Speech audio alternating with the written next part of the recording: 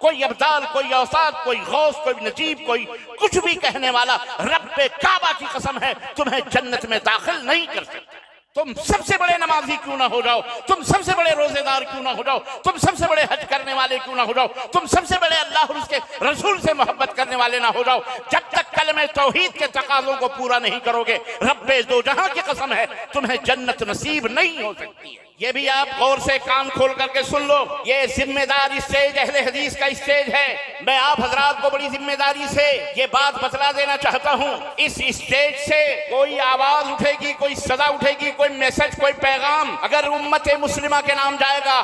تو وہ یا تو رب کا قرآن ہوگا یا محمد الرسول اللہ صلی اللہ علیہ وسلم کا فرمان ہوگا، اور ہماری گردنیں اگر جھکیں گی تو یا تو رب کے قرآن پر جھکیں گی یا محمد الرسول اللہ صلی اللہ علیہ وسلم کے فرمان پر جھکیں گی انشاءاللہ تعالی۔